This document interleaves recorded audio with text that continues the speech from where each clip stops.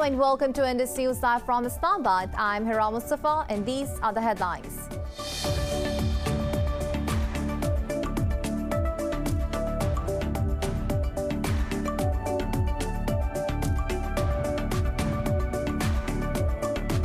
Islamabad has warned the world against New Delhi's plans of conducting false flag operations to justify its aggression against Pakistan. Addressing at the UN General Assembly, Pakistan's representative Munir Akram said India is spreading fake news to malign Pakistan and sponsoring terrorism in the country. He added the extremist BJP RSS fanatics face mounting opposition from within India.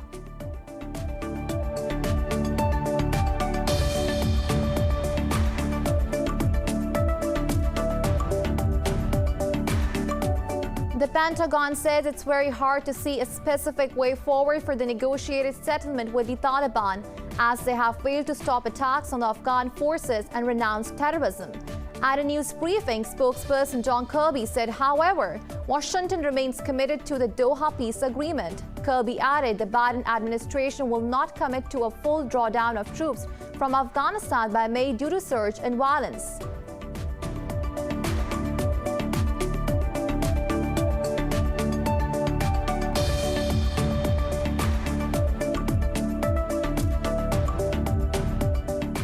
Six people have died after a liquid nitrogen leak at poultry plant in the northeastern U.S. state of Georgia.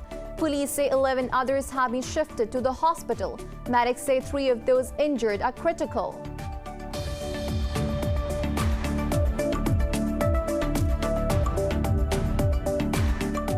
Brazil's coronavirus infections have surpassed 9 million, while it has recorded over 221,000 deaths so far. The U.S. has detected another variant first found in South Africa as its caseload tops 25.7 million with over 433,000 deaths. Pakistan has recorded more than 1,600 new cases and 46 fatalities overnight, raising the death toll to 11,560. Globally, the virus has claimed 2.18 million lives and infected 101 million people so far.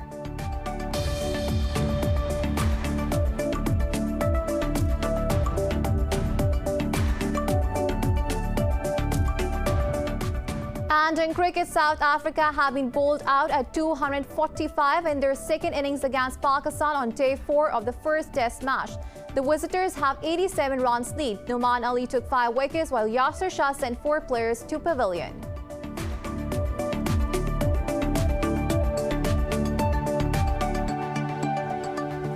Well, these were the headlines. News in detail coming after the short break. Stay with us.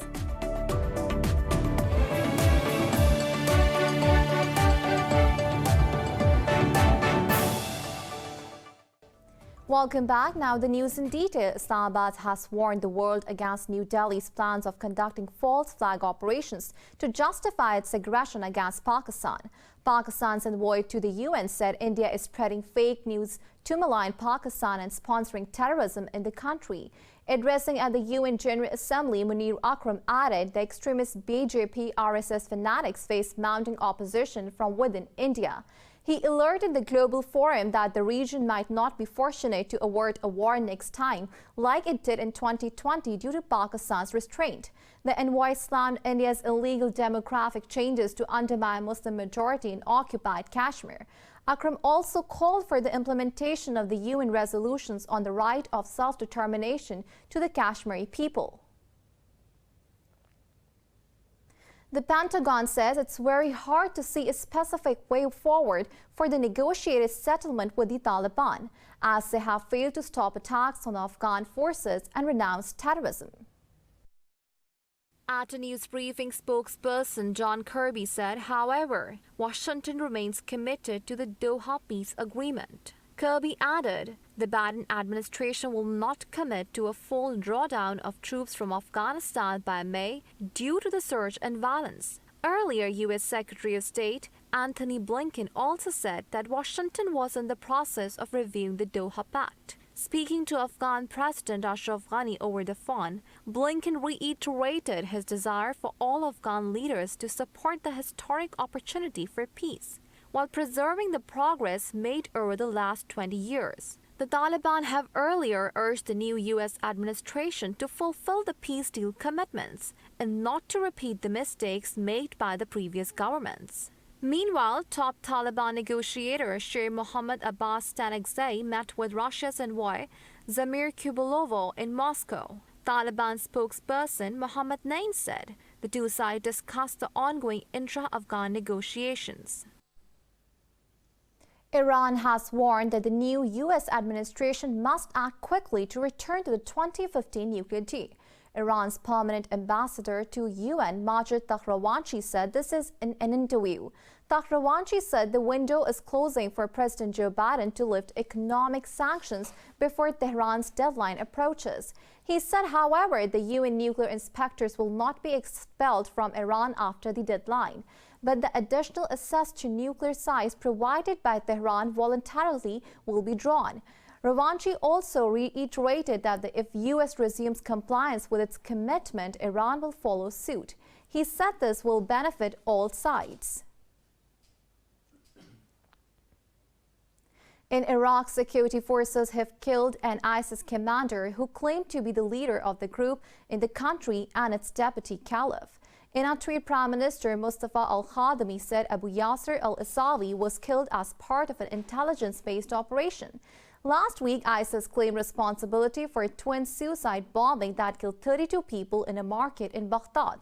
Authorities said the attack was a possible sign of the group reviving after its military defeat in 2017. On Wednesday, the Iraqi army killed 7 ISIS militants in a counter-terrorism operation in Kirkuk city. Iran, Russia and Turkey have welcomed the 5th round of the UN-brokered Syrian Constitutional Committee talks in Geneva.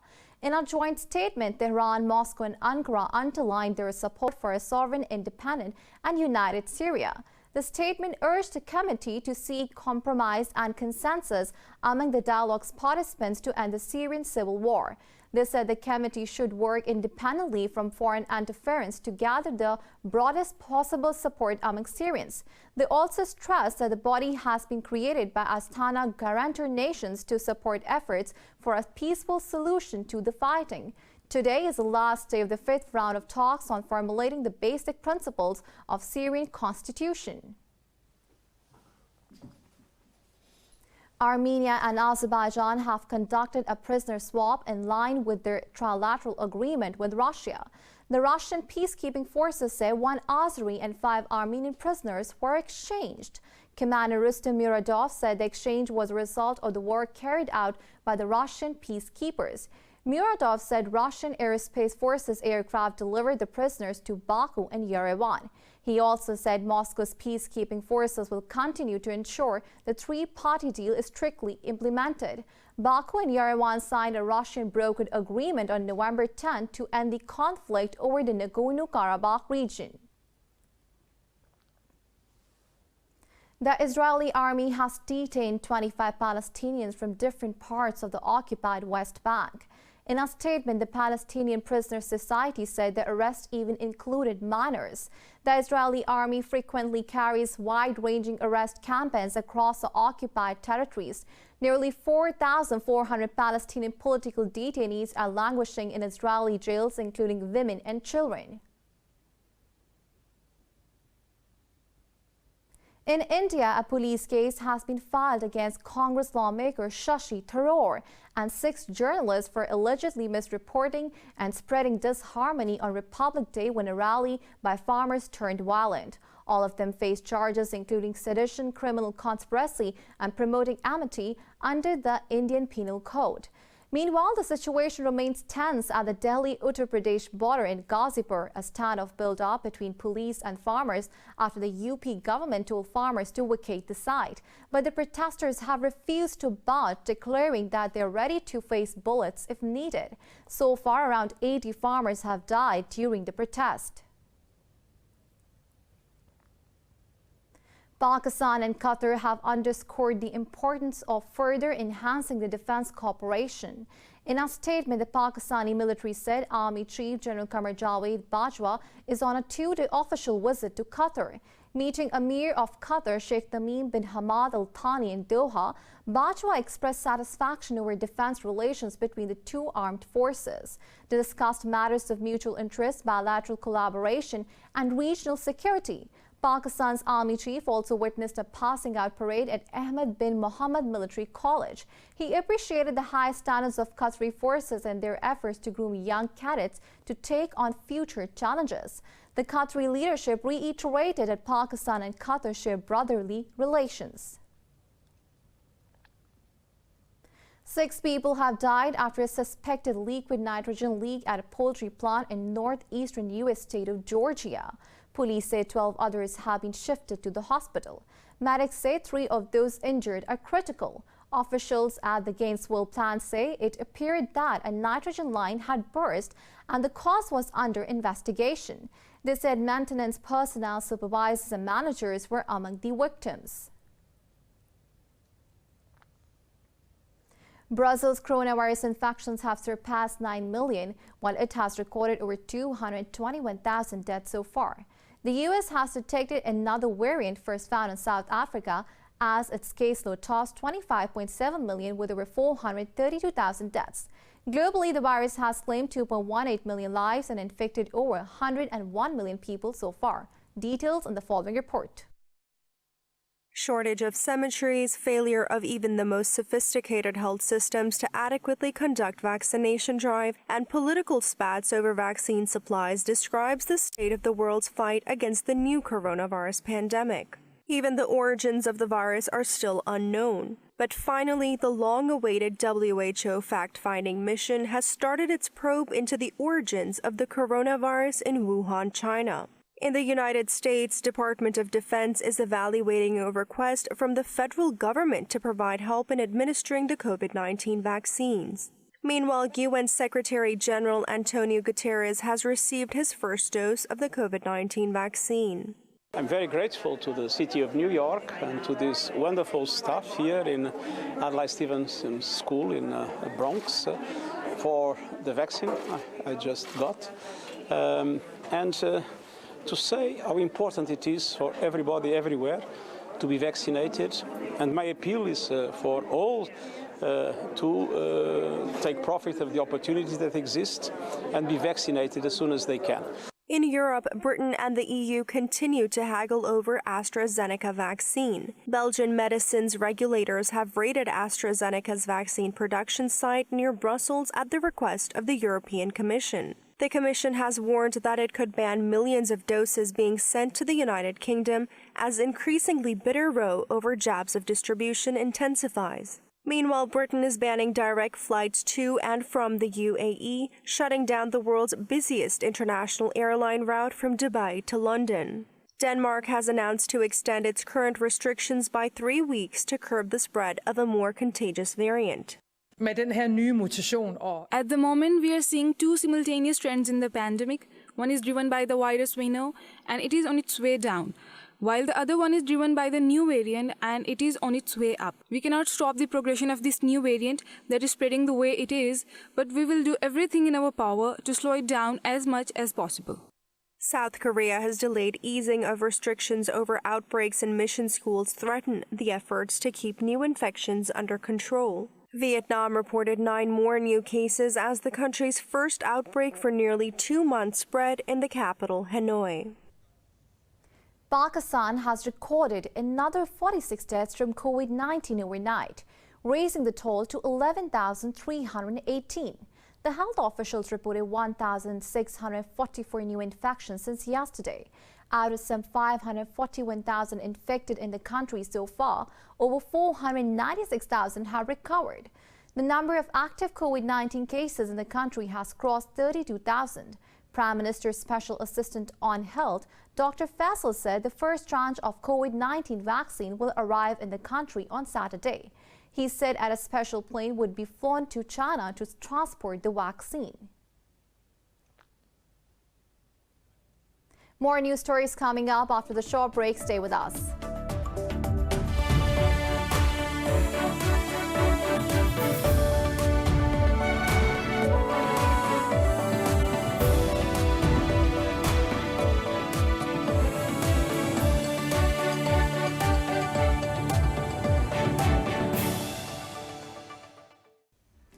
Welcome back. The pirates who kidnapped 15 sailors from a Turkish cruise ship have made the first contact for ransom.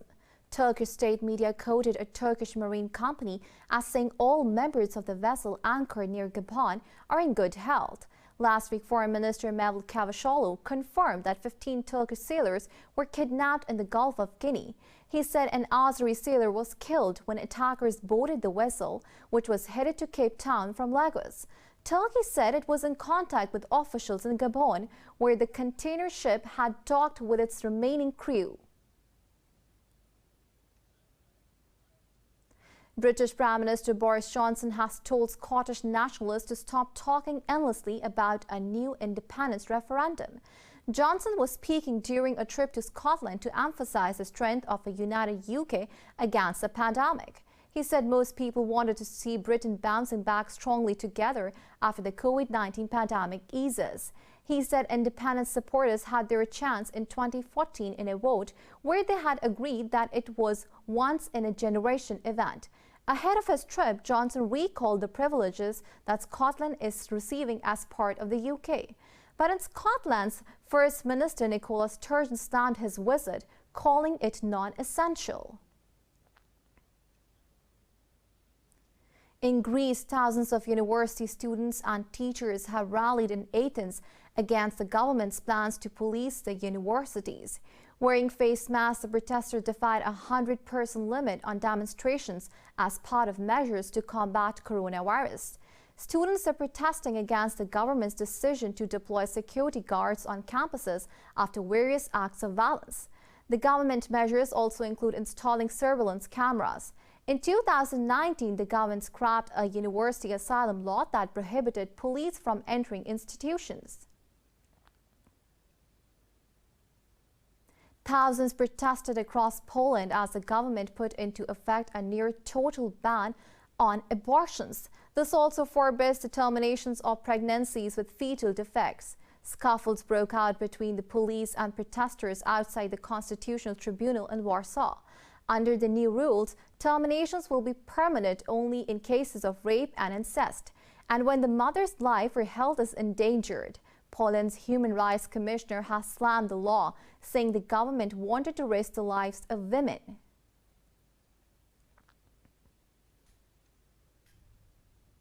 Hollywood actress Demi Moore and model Kate Moss, along with other famous faces, walked down the Fendi catwalk at Paris Haute Couture Week. The Italian luxury label presented an array of flowing gowns, beaded capes, and oversized earrings. Find more in this report. With France under restrictions due to the COVID-19 pandemic, brands are sharing videos online. Instead of hosting bigger events usually attended by editors, buyers, celebrities, and bloggers, Fendi presented its design at the Palais Brongniart. Models including Naomi Campbell, Cara Delevingne, and Bella Hadid showcased designer Kim Jones' debut couture collection. Fendi cited the British sensibility of the Bloomsbury Group and artist circle, which included Virginia Woolf as the collection's main inspiration. One by one, the models walked into the glass-walled rooms decorated with bookcases. The Haute Couture Fashion Week, which has now wrapped up, includes an elite club of top-end designers showing off elaborate creations, which are not mass-produced for stores but tend to be sold to private clients. In Vietnam, smartphones are helping rice farmers save their harvests. With sensors installed in fields, the farmers use their phones as an early warning system to detect salt before it can cause any damage. More in this report. Vietnam is a country that has been hit hard by climate change. Heavier rainfall and rising temperatures have increased the risk of floods, typhoons, and droughts. Rising sea levels have seen salt water leaching into paddy fields and severely damaging crops. The International Fund for Agriculture Development has placed sensors in the farmers' fields. The results are monitored, recorded, and sent to farmers using a simple smartphone app. Mỗi 15 phút Every 15 minutes, a water sample is taken, and on the database of sensors, the data is transferred to the operation centers and analyzed. Indicators such as salinity, alkalinity, pH level, and tidal water level to notify people through the Ryan-Mekong application system. The farmers receive instant alerts on their smartphones. These alerts have given farmers early warnings of increasing saline levels. Thus, they can act quickly to save the crops. In the past, if our parents or we wanted to know if the water was salty or not, we had to taste it like this to decide whether to get water into the field or not. But nowadays, we can stay at home and still be able to collect water information. IFAD's new climate adaptation program aims to raise $500 million to help at least 10 million farmers adapt to climate change.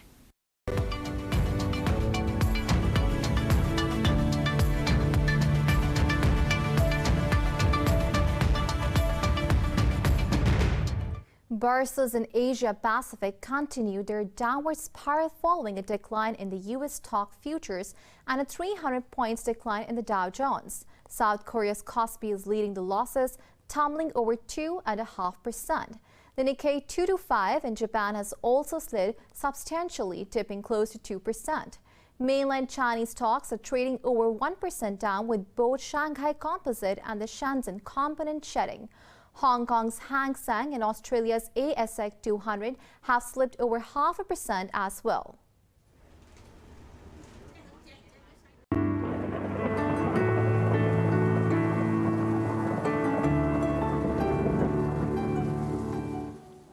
Now it's time to have a look at the weather update across the globe.